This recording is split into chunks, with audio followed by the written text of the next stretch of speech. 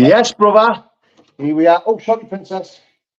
Here we are, the one and only Mr. Danny Christie. Thanks for joining us, brother. No bother at all, Chava. How's trips? How's everything? How's training? How are you? How are you, brother? Good, Paul. Just counting down the minutes now. I'm just about to go out the door for a little 2-miler. Nothing strenuous. Just trying to get used to burning a few calories at this time of night, and just trying to adjust my body clock over the last week or so, because I'm usually in bed. Up until a week ago, I was in bed at this time, so trying to get myself stay up till about 11. Do a little bit of training about 9. Just trying to adjust my body clock. You know the one. Yeah, because you're an early bird. Sammy, will you do me a favour, babe? Will you grab her? God bless her. Sorry, brother. No, She's mate. trying to jump on me.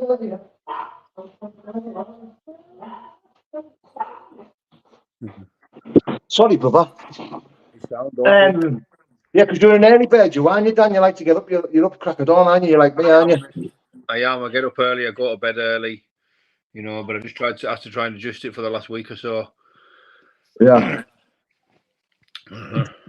Feeling yeah, do you know this so the weight that you're at here? So it's cruiserweight 93, innit? What's your weight? Is it 83 or 84, 82?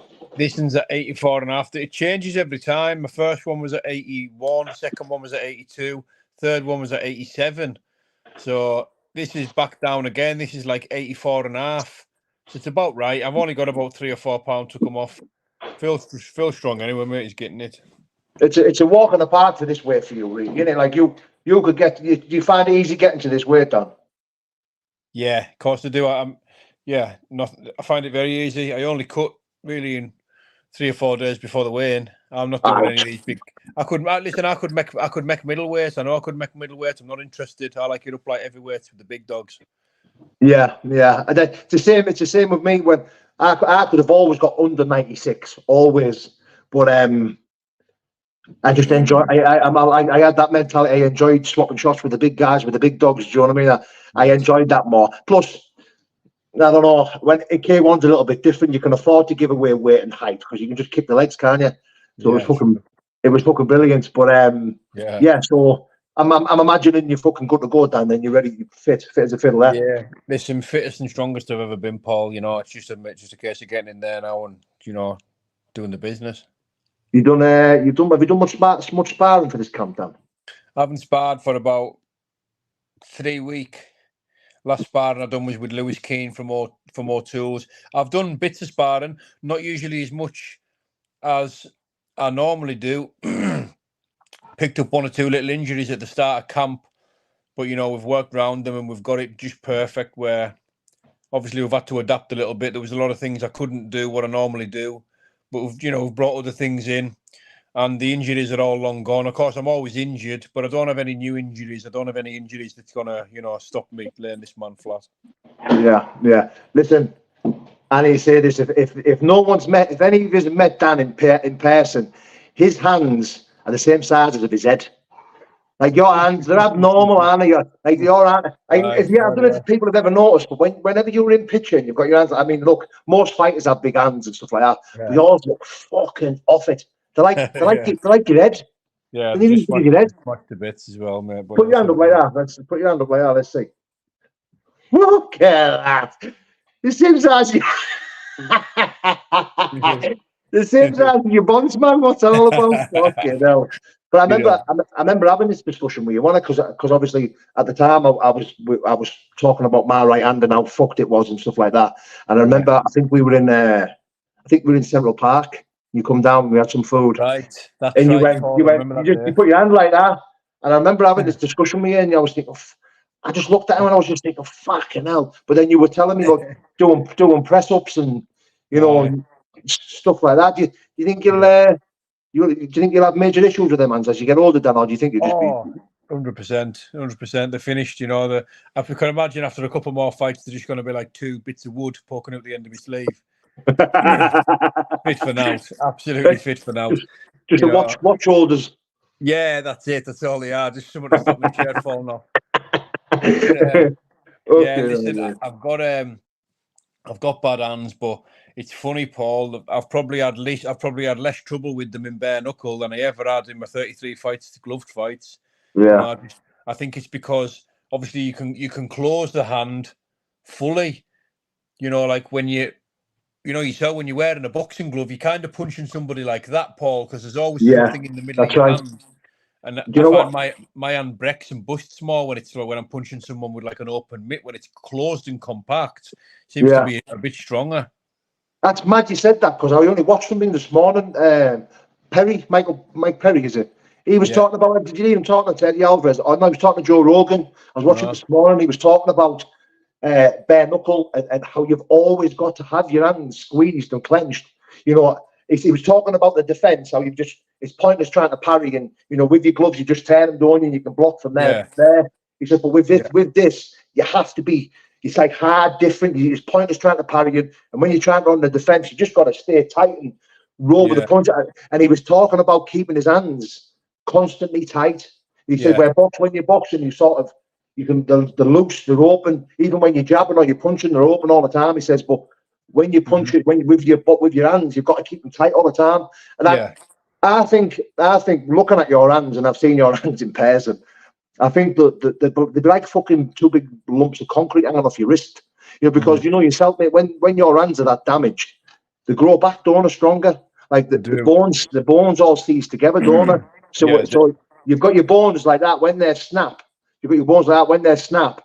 They don't just seize together, do they? They get like a marrow of bones round them. And then eventually all these bones in your hand, it's just like one big bone, isn't it? That's what my right hand's like. When I look at your right hand, it just looks like just a big old plate of fucking meat.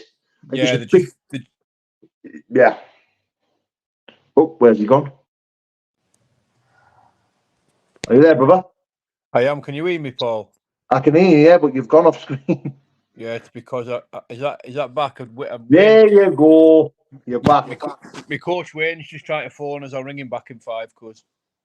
Yeah, no worries, mate. I won't keep you long anyway, Dan. It was just quick couple of questions. See how you are. See how you're keeping. Obviously, I get a lot of messages about you when you go quiet off YouTube and Instagram and stuff like that. I get a lot of messages about you because, I'm Paul Dennis, Danny's mate now, aren't I? Yes, you are. Like I said, brother, I've seen some of the footage. You're looking sharp. You're looking fit. I think you're going to do a number on this guy. Do you know what I mean? I've tried to watch a bit of footage on him, and I can't see him causing any problems, if I'm being honest, Dan. That's my opinion. Do you know what I mean? I might be a bit biased because I'm emotionally involved with you and stuff, but I can't see this guy. I think Holmes is better. Now, I know Styles makes fights in different fights. I think if you can beat Holmes, you beat anyone. Now, I can't see this guy giving you any problems, giving you any chew. Do you know what I mean, brother? Yeah. I just can't see it happening. I think you're just going to be too much for him. But then again, I think you'd be too much for most people at that weight, for anyone. Do you know what I mean? Well, I know. Listen, time will tell. Do you know what I mean? I just want to stand in front of him and just swing it out. We'll see. Like I say, we'll see what he's got. I think I've got the beating of him. I think he jacks, or I think I knock him out, or he quits. But we'll see. Do you know what I mean? We'll see. Yeah, as long as you're prepared for the toughest fight you can possibly have, innit? I mean, you'd be a full notcher, wouldn't you? Do you know what I mean? 100%. I've said it before. I'll say it again, Paul. I'm not going to disgrace this sport by turning up 60-70%, mate. I'm 100%, and I'm ready for anyone. Yeah, good. Recovery, brother. We'll swerve away from the fighting now. How's recovery? How's Danny? How's the mental health? How's the addiction stuff? How is everything, brother, around all that stuff? It is really good, Paul, to be honest, but I haven't been to a meeting in a month. You haven't? How are you feeling around that, bro? Well, I need a meeting. There's no two ways about it. I'm ready for a meeting, and to be honest, Paul, when I was working full time, we know what it's like. We get complacent, don't we? But with me working full time, doing 10, 12-hour shifts Monday to Friday, and trying, in the middle of a camp, it wasn't ideal. So I sort of knocked the fellowship on the head for a couple of weeks, thinking that's 4.5 hours a week I can use in the gym. So that's what I was doing, and I was going to the gym instead of going to the fellowship. I was training 4 or 5 nights a week, and it just, I just started making good gains and good progress in the gym, and that sort of became a bit of an addiction, Paul. You know what I mean? Noticing the progress and couldn't keep out with the gym. So, you know, listen, I'm clean and I'm in no danger of using whatsoever. But my recovery could be stronger for sure. But, you know, it was difficult getting the balance, Paul. It was either, you know, half-hearted in camp whilst attending the rooms around a full-time job, or it was just put the rooms on the back burner for a bit and get in the best physical condition we can get in, and that's what I done. Yeah. Well, I'll be honest with you, brother. Listen, you know yourself, mate. Without the meetings, without the full package, you know, we've got to stay. Like you said there, you're vigilant, you're cautious, you're a million miles away from using. But that's just a day in it, brother. You know yourself. You've got to be careful around the meetings you make. You got to make sure that you know that like I've learned, you know, like I've learned the hard way. Meetings and fellowship always need to come first before anything, before my own wife and kids, brother. Do you know what I mean? Leonard, I'm not loud, mate. Close the door. Bloody hell. So all that needs to come first. But that being said, Dan, like everyone's walk's different, you know, everyone's walk's different. Everyone's, you know, everyone's recovery can work in different ways. Do you know what I mean? But you know yourself, mate. I mean, you've got good structure, you've got big things happening, you're making big moves in your life. You know, if I could give you any advice, brother, which I will, you know, get to a meeting.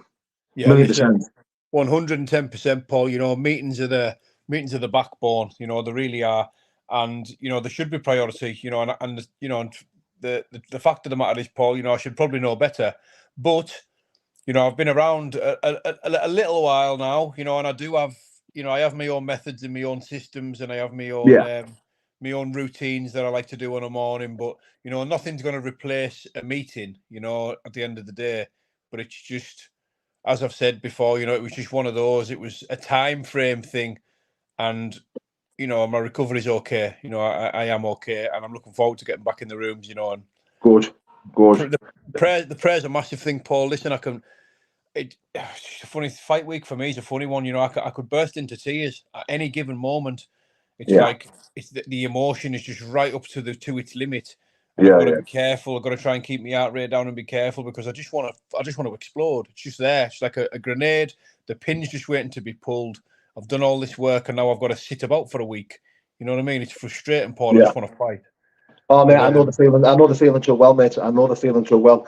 Yeah. I used to struggle on fight week, mate, because your coaches are telling you, no, rest, no, don't do that, or don't do anything. But then that means we're left with this, you know, and when I'm left with this, with my own head, my own thinking, regardless of how fit I am, regardless of how productive and how positive things are in my life, the moment I'm sat there and I've got a big thing coming up, because you know yourself, brother, listen, fighting and getting in that ring and fighting on big stages and swapping shots and being a professional athlete, whether we like it or not, it's a lot of pressure, but we don't feel that until a fight week.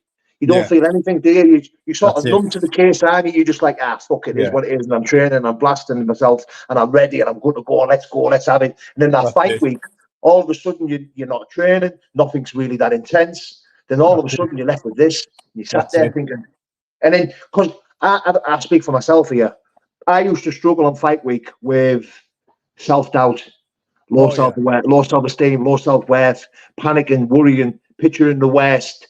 Now, I know that was good for me. I believe now that was good for me because, see, fight night, every day and every night of thinking like that, so negative and so worried and so fearful and so down and depressed about losing and getting hurt and getting killed and getting badly beaten. I just couldn't allow it to happen on fight night.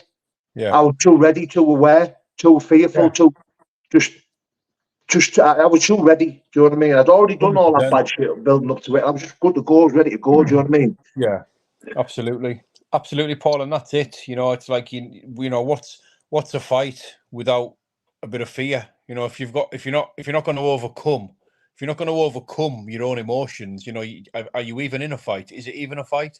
You know, you're going in there.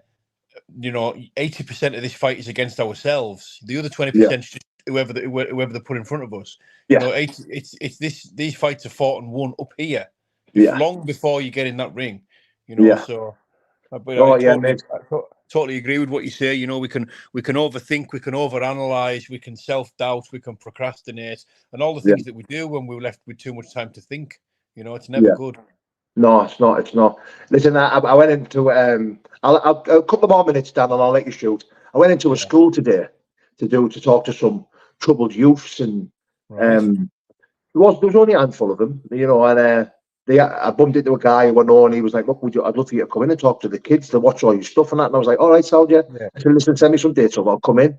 And when I was in talking to these kids, Dan, I started to really get a lump in my throat. I started to really get upset, and I could feel my emotions coming to the surface, and I wanted to. I wanted to cry, do you know, through happiness and gratitude, because I was looking around and I was thinking, I've been where these kids are. No hope, kicked out of school, you know, your typical 15-year-old weed smoker with not a fucking cat and hell's chance of fucking becoming anything good, you know, and being told that I probably wasn't going to amount to anything. You know, and I was looking around at these kids thinking, no, man, you can be anything you fucking want to be, do you know what I mean? And was talking about... they started asking questions about my fighting career. You know, they were talking about you, and you know, it was we were that. That's what we were when we done. Do you know what I mean? We were these, you know, these kids who we had no hope. We were kicked out of school. We had nothing. You know, we'd be lucky if we become a fucking bricklayer. And now look, do you know what I mean? I'm proud of what I've become. I'm happy with the things I'm achieving in life and the things I'm doing. You know, and I'm even more happy for you. You know, Thank you, Paul. I don't have to get an excitement because, Danny, I've said it before and I said it again. You know, I always said this was destined for you, didn't I? You know, did, Paul, yeah. And 100%. Listen, I said to you in the car, you will be a household name. You'll be you'll be a fucking superstar, and people will know the name Danny Christie. Do you know? And I said that. Do you know what I mean? The last question I'm going to finish on with, Dan, is, you know, last time I was speaking to you on the lads, and we had a good chat about God, and you know, I always pray for you, Dan, and I'm fortunate enough to have my God, Jesus, you know, the Son of God, and Christianity and all that stuff in man. Where you were now with God, Dan, are you still there with not knowing, and what's the dance of it?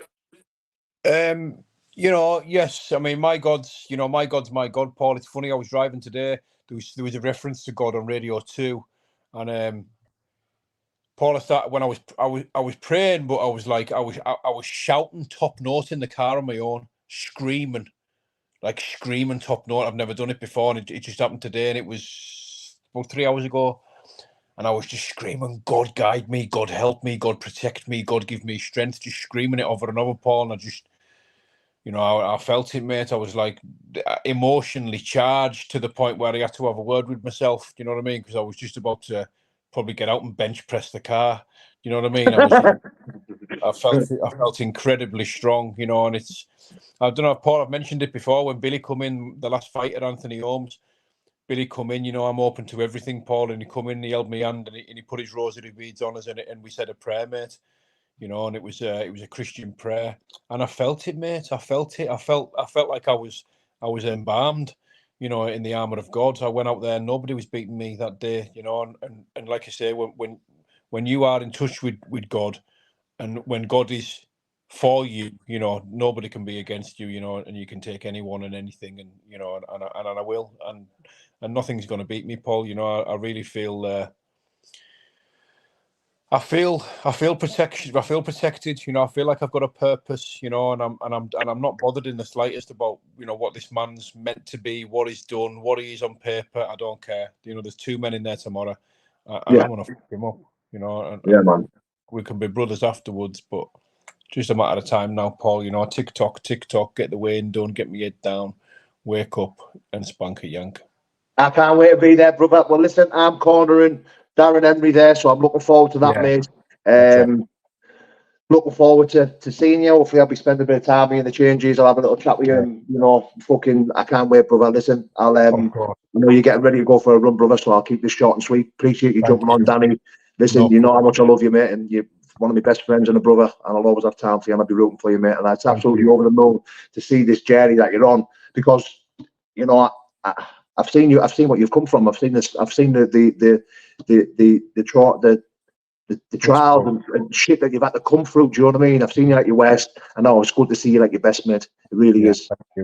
Thank you, Paul. Right. Listen, I love you to bits, Paul. Thank you very much, my brother, and I'll see you down there on Saturday night. No worries, brother. I'm going to stay on for 5 minutes, mate. So just get yourself off when you're ready, mate. Okay. I'll leave you to it, my brother. All right. I'll be off then. I'll leave you, Java. Bye-bye for now. Bye-bye. Bye-bye. Well, interesting live. Absolutely love Danny. What a guy he is. Really appreciate him being on. Really appreciate him jumping on. Listen, guys, before I jump off, I want to spend 5 minutes. I'll read a few comments. Ask if you want to ask a few questions. Yeah, I'll go through the comments. Yes, Chopper. Hope you're well, mate.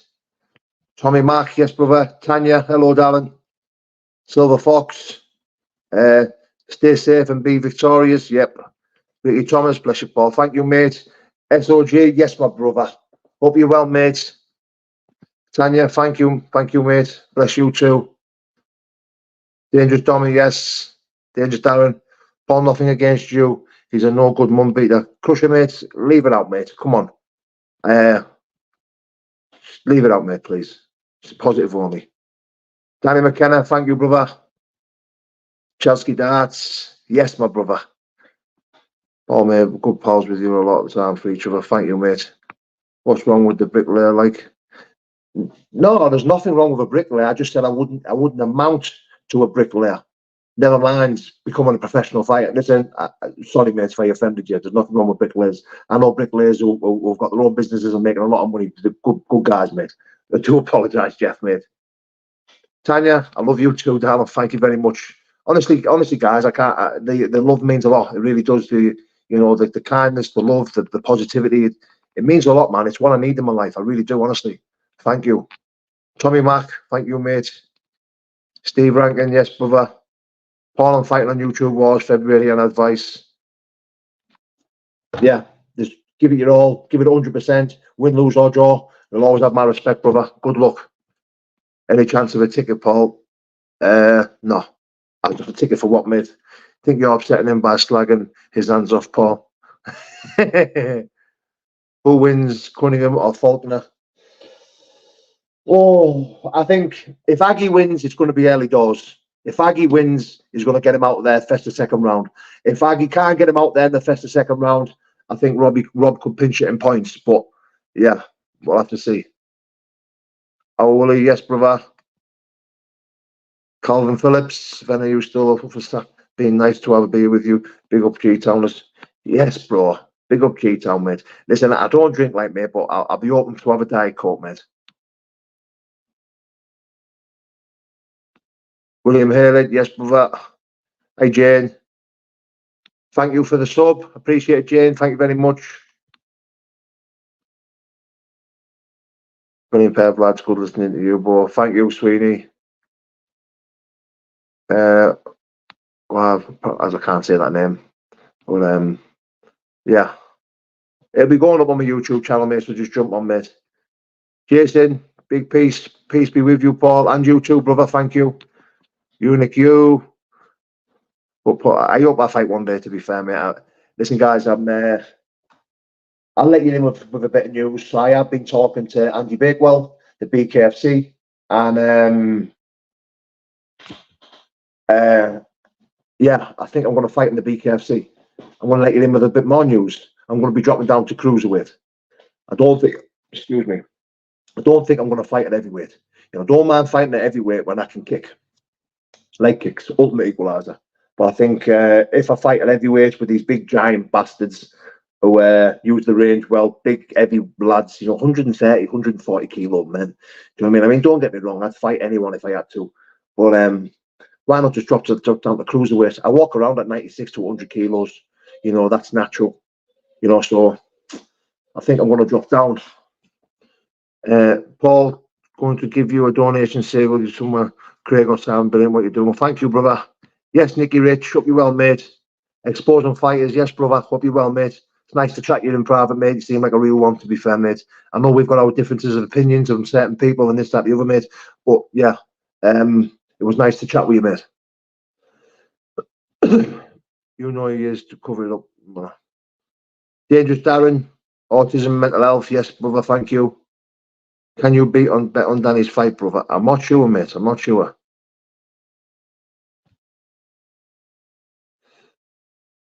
Right, guys, that's me done. Yeah, I appreciate each and every person that has been here for me, each and every person that has took the time to comment, has took the time to interact. Even if you sat in the background watching, not liking or liking, you know, I'm still grateful for you. God bless, guys. Big love.